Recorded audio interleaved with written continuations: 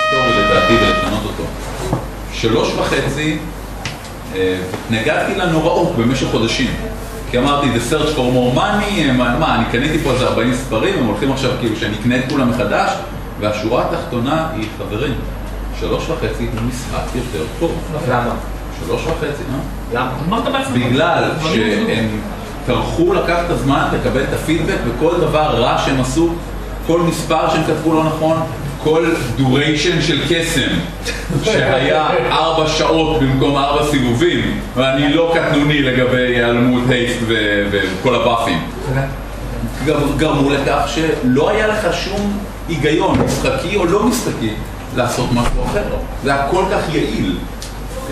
היה המון דברים שבורים. זה היה דיבאג, זה היה דיבאג של 3, בגלל זה הם קראו לזה 3.5. שוב לגבי הפיל, הזכרת לי לגבי העניין של ההייסט, וזה מחזק כמה השיטה הזאת הייתה גאונית ולהקל עליך לייצר דברים אחרים, בגלל שהכל הוא סטנדרט, בגלל שהכל הוא נורא ברור, הכל הוא פלוס, נורא קל לך להבין שאתה מסתכל על רחש או על מפלצת כמה חזקה ומסוכנת היא הולכת להיות. זה נורא יקל עליך ליצור דברים חדשים. וכמובן ה-challenge rating שהכניסו מפלצות שאמרו לך... ולא רק מפלצות, היה לך גם אינקאונטר, יכולתי לכתוב אינקאונטר עם הדוכס של העיר, לבקש קבלה לעיר, ומה שהשיטה אמרה לך לעשות זה לייצר איזה ER, לייצר איזה אינקאונטר רייטינג, וזו מפלצת דרגה 5, וזה הסיכון שהוא הולך לצאת, זה ה-XP שאתה הולך לקבל, אין יותר, היה בסוף איזשהו מודול שישבת ודיברת עם איזשהו אציל, ואם הייתה לך שיחה טובה, כתוב בסוף טוב, אז תן לשחקנים שלך 200 XP, למה ככה?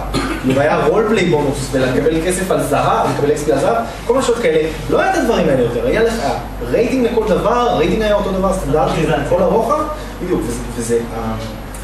זה היה מאוד מאוד שונה. והכי טוב, זה עבד. כלומר, המספרים באמת התחברו, ואני מכיר הרבה שיטות שיש כמה מספרים נהדרים. אני זוכר את הסשן הראשון שהרצתי במהדורה 3, ואני לא הבנתי שכשמכפילים את מספר המפלצות צריך להוסיף במקום להכפיל, להוסיף 2 במקום להכפיל את ה-challenge rating, ואני שחטתי פרטיות על ימים ושמאל, ימים טובים. אבל בדיעבד, ברגע שהבנתי, יכולת לראות לכל האורך איפה הטעויות ולמה הם נשחטו, ואפילו הקצב שבו הקבוצות נשחטו היה בדיוק לפי הפרופורציה של הטעויות. זה באמת מדהים מהקטע הזה, כל הטבלאות מסתדרות, זה באמת דרך אגב, קשה קצת לראות את זה מתוך מהדורה שלי, גם אנשים שמכירים רק את ה-ADD, יש מעט מאוד דברים במהדורה השלישית שהופיעו לראשונה במהדורה השלישית. 3 הכותבים של המהדורה הזאת, כל אחד הגיע מעולם אחר, ואתה יכול כל דבר במהדורה השלישית לראות מי כתב אותו ולראות מה היה מאיפה הוא הגיע. באמת, כמעט כל דבר שאתה רואה שם, אתה עוד יכול להגיד, זה לא סיפה. אני מושג, מונטקוק. מונטקוק, ג'ונתן טוויט. כן, אני לקח אותו דומה. מונטקוק לפני זה עבד על רון מאסטר ריטר או מה שלא יהיה, וזה, הנה, שם, בספר ראו של השיטה ההיא, שם הרעיון שלי. אבל הגאונות היא, לא להגיד, אני לא בא אומר הם העתיקו, זה השראה, יש השראה, זה סבבה. הם הצליחו לקחת דברים שיש שיטות שזה הדבר המדהים בשיטה הזאת, זה הדבר המדהים בשיטה ההיא, והם הצליחו להכניס את זה ביחד לשיטה אחת. זה עבד, זה באמת... לפני המעבר לשיטה רביעית... אנחנו נורא לא רוצים לעבור שיטה רביעית. לפני המעבר לשיטה רביעית, אני רוצה להגיד משהו כהקדמה למהדורה רביעית. אני רוצה להגיד משהו סיומת ל3.5. אז הוא בקודם. תסגור 3.5, נעבור ל4, ואתה חוזר להגיד מילה על 5. אז אני אשתדל מאוד לקצר. בין 3.5 ל5 קם דבר קטן שנקרא Pathfinder, שכמו שאני מאוד... אחרי 4! לא, Pathfinder אנחנו... הוא אמר בין 3.5 ל5. איך זה לא נכון? אבל זה אחריך. לא משנה. אני רוצה לסיים את המשפט שלי בבקשה. ואפילו, אני אשמח אם לא יכתבו אותי, בין 3.5 ל4 אפילו. יש משהו שנקרא Pathfinder, שכמו שאני מאוד אוהב לצטט את האחראי פיתוח בפייזר שדיבר על זה, הוא אמר, יש הרבה אנשים שמכנים את Pathfinder D&D 3.75. אני לא עושה את זה מסיבות של זכויות יוצרים. אבל מה ש-Pathfinder עשו, הם לקחו את 3.5, אחרי שוויזרד אוף קוסט אמרו שלא יצא עוד כזה, שינו את כל הדברים הקטנים שהפריעו להם, המשיכו באופן מהותי מאוד באותה מגמה, אותו סטנדרט להכל, לפשט, שיהיה קל ונוח, בלי כל מיני שיטות שהמציאו רק בשביל גרפל, או רק בשביל טריפ, או רק בשביל דברים כאלה. הכל כמה שיותר פשוט, כמה שיותר ישר, והם עשו את הדבר הכי מדהים בעולם, שזה שנה ומשהו של בטה טסטינג פתוח. PDF באתר, תורידו, צחקו, תגידו לנו מה לא אהבתם, נשנה. אחרי שנה וחצי, הם אמרו, טוב, כל מה שהספקנו עד עכשיו, יש לנו כמה מיליוני חבר'ה שיחקו בזה, הנה נעשה כמה אלפים, נראה כמה זה יימכר. הם מכרו את שני ההוצאות הראשונות שלהם לפני שזה הגיע לשוק, כלומר במחירה המוקדמת.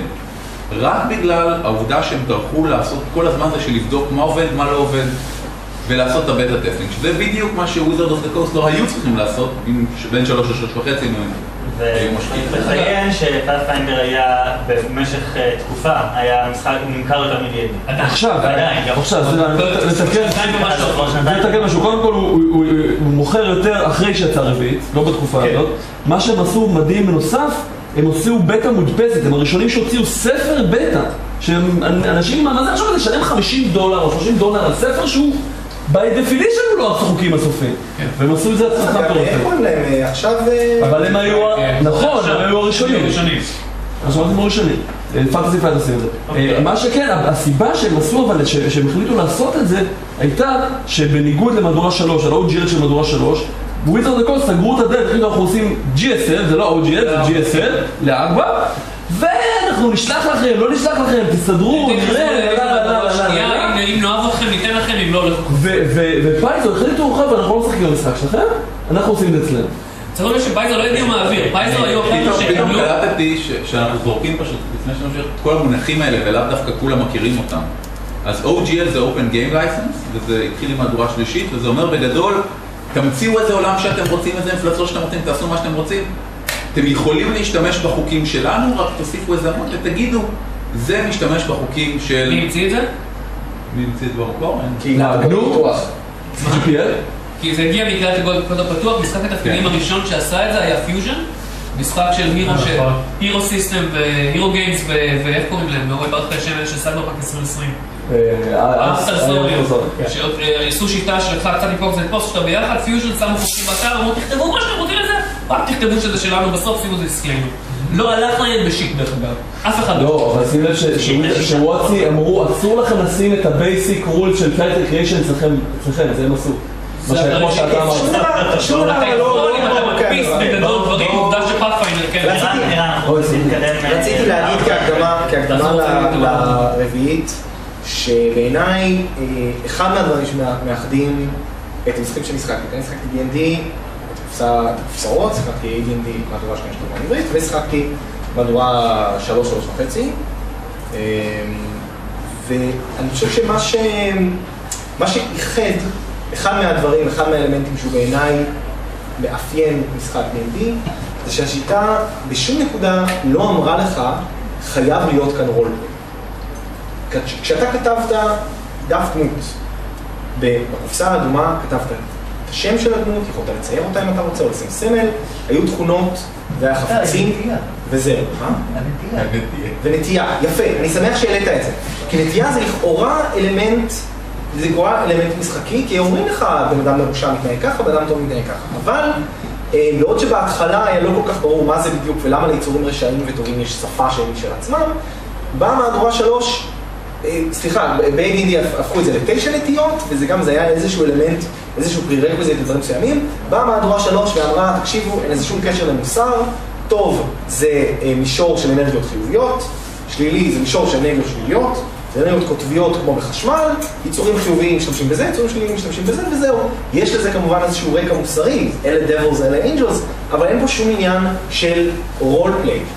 ופלאדינים יכולים להתנהג באיך שהם רוצים, אם המייל שלהם לקח להם את הכוחות שלהם, הם בעיה, אם המייל שלהם לא לקח להם את הכוחות שלהם, אז זה לא בעיה, משחקתי פלאדין באיזשהו קמפיין, שדדתי קברים, הוצאתי להורג שזה, שיקרתי, רצחתי, גנבתי, ומכיוון שהמנחה בשום נקודה לא לקח לי את הכוחות, לא ראיתי עם זה שום בעיה, וזה היה הקוד המוסרי שלי, כי זה מה שאמרו לנו.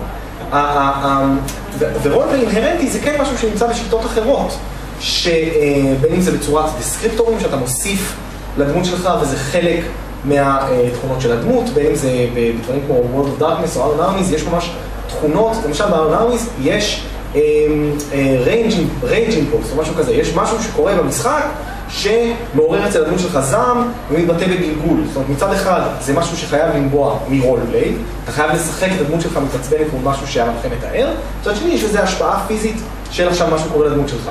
וב-World of Darkness, נגיד הרפדים יכולים לאבד את האנושיות שלהם. מצד אחד זה סטאט שנמצא על הדף דמות, ומצד שני אתה צריך לשחק את אובדן האנושיות אצל הרפד. שום דבר מזה לא היה ב-D&D, by design, בכוונה, הם לא הכניסו את הדברים האלה, ובשלב הזה, בשלוש, הם יכלו בלי שום בעיה להשאיל מאמבר, להשאיל מאורדיאג', להשאיל לשאול, נכון? אתה צודק, לשאול מאמבר, לשאול מאורדיאג', לשאול מוומפייר, להכניס את הדברים האלה, והם עשו את זה בכוונה, הם לא הכניסו. ומה זה אמר? מה המשמעות של זה? המשמעות של זה אמרה שכשאתה באת להטיל פיירבול, הוא יכל להיראות איך שרצית שהוא ייראה.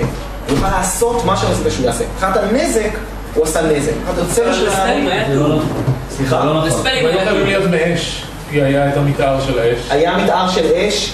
אני... D&D ללחש היה פסקה. נכון שהיו ציורים וכן הלאה, יכול להיות שפיירבול היה קצת בחירה מעוררת מחלוקת. לאן אתה הולך אבל עם ההקדמה המאוד ארוכה הזאת? לאן אתה הולך? מה אתה רוצה להגיד? הוא אומר שהסיסטם היה אגנוסטי. נכון, אני אומר שלא היה רולפליי אינהרנטי D&D, ומה שהמהדורה הרביעית עשתה, היא הכניסה לכל כוח דיסקריפטורים ברמה שמצד אחד זה לא היה פלאף, זה לא פלאף, פלאף להגיד לך, פלאף לדמות של הרוג זה להגיד הנה רוג, ככה הוא מתנהג, ככה רוג יכול להתנהג, זה פלאף לרוג. להגיד תקירה מאחור נראית בצורה מדויקת ככה, כמו מה תראי כוחות במהדורה הרביעית, הולך מעבר למה זה רולפליי ונכנס לקבצי גרפיקה של משחק מחשב. כן, אבל אתה לא עושה הקדמה עכשיו למהדורה הרביעית, מתחיל לדבר על המהדורה הרביעית. איך זה לא הקדמה למהדורה הרביעית? כי זה לא הקדמה למהדורה הרביעית. טוב, אז שיקרתי לך, רציתי להגיד מה רציתי להגיד. זה הפרק ראשון, זה לא להגיד. קודם כל, תוריד לעצמך 200 XP ושב בפינה. אוקיי, אז מהדורה הרביעית, מה שהיא עושה, איך שנראתה מהדורה הרביעית בשלב הזה, באמת מה שקרה זה שוב, אני מתאר את זה כמי שלא שיחק את זה, מהדורה הרביעית זה, לכל דמות יש אוסף כוחות, הכוחות הם, כמו שתיארת, הרבה יותר ספציפיים. הם לא, והם יצרו מצב שבו כל ההבדל בין קוסם ללוחם, מהרבה בחינות, הוא באיך מתואר הקסם, תיאור הכוח. בהרבה מקרים אם אני שיחקתי לוחם, אז אני עשיתי 1q10 נזק שנראה כדקירת חרב, אבל אם הייתי קוסם, עשיתי 1q10 נזק שנראה כמו טיל קסם. ובעצם עשיתי בדיוק את אותו הדבר, אבל כל ההבדל היה בזה. אני חושב שהדוגמה שבולטת לזה זה ה-daily powers. במהדורות קודמות, לקוסמים היו מספר לחשים כל יום. זה כאילו מרגיש הגיוני כי זה קסם, מי יודע איך קסם עובד. אבל לוחם יכול לעשות את הפעולה המיוחדת שלו. אני חייב לשאול, אני מצטער שפיתות כמו את זה. למה זה מרגיש הגיוני? מאיפה זה בא? קסם יכול להיות שרירותי, זה מה שאני אומר. יכול להיות מה שאתה רוצה. לא, אני מבין את זה. אבל זה היה משהו שאנחנו פשוט קראנו את הספרים וקיבלנו את זה. קוסם משנה לחשים בבוקר. אני יודע מאיפה, זה מ-Dying Earth. בסדר, עכשיו תמשיך עם מה שזה כאן. הנקודה היא שהבן אדם יכול לקבל את זה שאתה קם בבוקר ומשנן לחשים. קשה יותר לקבל את זה שהלוחם קם בבוקר ומשנן את האגרוף הכפול שעושה... היה לגנב יכולת מלכודת דוב. אם אתה משתמש ביכולת הזאת, אתה קופץ על האויב, אתה תופס אותו נורא חזק, שובר לו איזה מפרקת, ואז הוא נופל לרצפה. ואתה יכול לעשות את זה פעם ביום. למה אתה יכול לקפוץ על בן אדם? פעם ביום. זה מה שהוא אומר, זה בדיוק מה שהוא אומר. הם מסבירים את זה במהדורה הרביעית, לכל דמות יש קסם אינהרנטי פנימי בעולם הזה. נכון, הם מפעמים את זה. כל דבר קסום במהדורה הרביעית, כל הדברים קסומים. חלק מהאנשים בקסם שלהם זה ממבו ג'מבו כדורש, חלק מהאנשים בקסם שלהם זה שאני קופץ ושובר לו, אבל זה פעם יום כי זה קסם. וזה יתחדש. וההבדלים נעשו, הבדלים שיותר דומים למה שקורה באמת ב-World of Warcraft ומשחקי אינטרנט, שההבדל הוא לא איזה קלאס אני, אלא מה התפקיד שלי בפארטי. כלומר, האם אני זה שעושה נזק, האם אני זה שסופג נזק, האם אני זה שעוזר לאחרים, או אם זה שאני... הם הגדירו את הסמנטיקה של רול, של קרקטר רול. הם הסבירו, אוקיי, אני שחקתי עם מהדורה הרביעית, שחקתי פלאבי. והחוויה הזאת הייתה באמת אחת מהסיבות. אני סיימתי את המהדורה הזאת לפני, אבל היא באמת שכנעה אותי שהסדרה הזאת מוצדקת. עכשיו, זה שיטה שבאה אחרי ההצלחה הפנומנלית של World of Warcraft, והתחושה הייתה בוויזארדס שמאבדים שחקנים ב-World of Warcraft, והם יצאו בפרסום ספציפית ממוקד לשחקני מחשב, היה להם נניח כרזה, שראית בית מהצד, חלונות פתוחים, ראית 3 אנשים יושבים בחושך מוארים רק כדי לשחק מחשב, וחלון אחד מואר, מלא בקבוצה של חברים שמשחקים ביחד, והאמירה הייתה, אל תהיה מעפן, צנון, תשחק במחשב, תשחק עם אנשים אמיתיים, חברים שלך, חוויה חברתית. ואז ב-World of Warcraft, וזה היה כל כך דומיננטי שזה השפיע מאז על כל המשחקים מסביב, יש, בתוך פארטי יש roles. יש בן אדם שהתפקיד שלו זה שהמפלצות ירביצו לו, יש בן אדם שהתפקיד שלו זה לגרום נזק, ויש בן אדם שהתפקיד שלו זה לרפא את הנזק שנגרם, בעיקר לבן אדם שהתפקיד שלו זה שהמפלצות ירביצו לו. אבל לגרום נזק, יש איזה שגורם נזק הרבה, לא, זה משהו שספציפי. זה מהדור הרביעי הכניסו, התפקידים המקוריים זה אחד שעושה נזק, אחד שמרפא נזק, ואחד שסופג נזק. זה שלושת התפקידים, ואז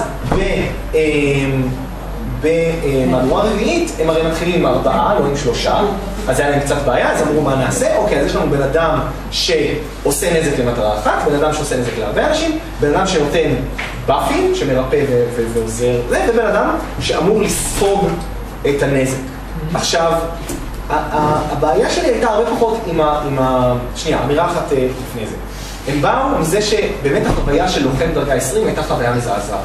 כשאתה התקדמת בדרגות במהדורה שלישית, קיבלת עוד פיטים, קיבלת עוד יכולות, קוסם עם כל המטאפיץ והפרסטיג' קלאס, זה היה יכול לעשות דברים מדהימים, לגנב היו הרבה אופציות, והפרסטיג' קלאס רק הלכו והשאירו יותר ויותר, אין היכולות ואת הלוחם עדיין התקיף בחרב. אבל בדיוק, אבל לוחם גלגל D20 והתקיף בחרב, וזה היה נורא, זה היה משעמם, והם לא הצליחו לגרום לזה להיות יותר מעניין, חוץ מלהוסיף ללוחם קסמים, להפוך אותו לפלאדין או לכהן, או לארקן מורי או לכל דבר כזה. ואז באמת הם עשו את העניין הזה שבעצם אין יותר בנה שרק מתקיפים חרב, אלא אתה באמת משתמש בקסמים. כשאני רוצה לתאר לכם את החוויה, אני הייתי פלאדין אמור לעזור לאנשים סביבו.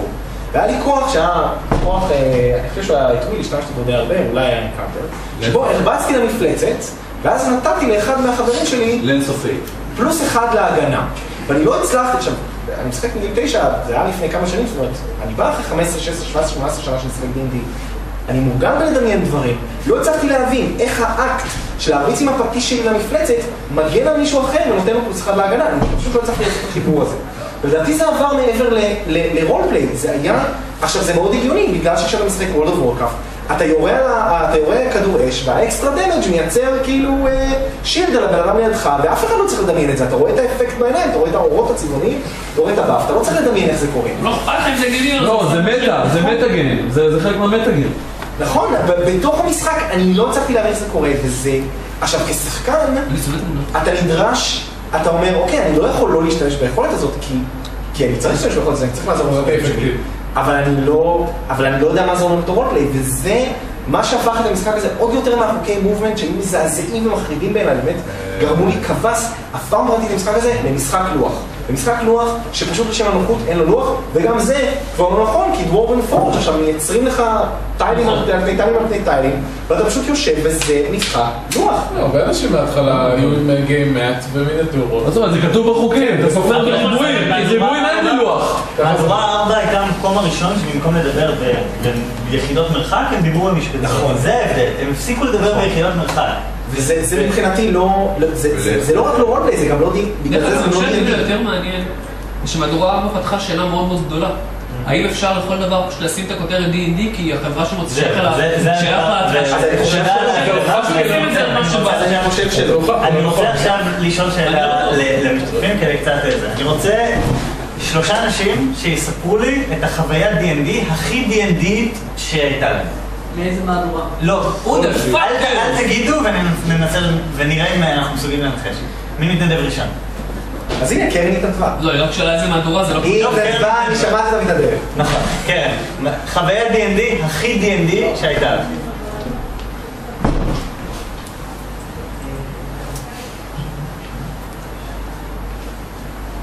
זו. טוב, אני אגנוב משהו למכר שלי. מישהו שאני מכיר, הנחה קבוצה של שחקנים, הם היו עדיין דרגה 1 והם הלכו להם בדרך והיה להם התקלות מקרית עם גירית. גירית. להגנתו יאמר שזה היה דייר בדג'ר, אבל... סליחה, גם גירית זה מסוגל, גירית לא צריכה דייר. זו הייתה גירית והיא הגנה על הגורים שלה והם היו 4 דמויות בדרגה 1 כולנו יודעים איפה זה מסתכל. הסיבה היחידה שהם שרדו את זה זה שהוא ריחם עליהם ושיקר בלי קוביות, אחרת הוא כולם ימותים. מישהו יכול לנחש איזה מהדורה זה? כולם. לא 4, כולם חוץ מ4. אוקיי. זה יכול להיות 2 או 3. עוד מישהו. קרן אז היה לנו מערכה שאנחנו נכנסנו באיזשהו הצהרות והכהן הרשע פתח את שערי הגיהנום ושלח עלינו שני הלהאונדס. שני מה? הלהאונדס. כלבי גיהנום. לי זה גיהנום. גדולים ומפחידים כאלה, ממש גדולים, ממש מפחידים, ואז השם קלט שאנחנו כולנו דרגה 2. זה נורא, זה מפלצת שנושפת אש, זה נורא קשה. ההלהאונדס הזה עשו סוג של פוף, והפכו להל פאפיס. אני חושב שזה באמת... זה הפוך, כי לכל שחקן יש את החוויה של הרגנו לך את המפלצת, ואז אתה אומר, כן? אז הנה אימא שלה! זה הפוך! לא, אבל זה מאוד ימדי, זה היה גם הסיפור של אורן, שבאמת כמנחה, אתה לפעמים נתקע טוב, לא בניתי על זה, היי, יצא לי אחד, איזה קטע, מתפוצץ לו המטה והוא מאבד 3 מה-HP שלו, כאילו... אוקיי, עוד סיפור אחד? עמית לא הצביע? כן. אני זכרה שהייתה לי אחרי, ישבתי ומידעתי לפנדום לראשונה ביחד עם כל הקבוצה. זה לקח לנו משהו כמו 3 שעות. אז זה מהדורה 3.5. כן. אבל זה גם... האמת היא שגם 2 מפלייד אופשנס היה יכול לקחת שלו. אף אחד לא שיחק עם פלייד אופשנס, אלא אם כן הוא היה לאורים. כן, אז יש לי את הספרים באיזה ארון אפשר. בעצם מה שניסיתי, נראה לי שעבד טוב.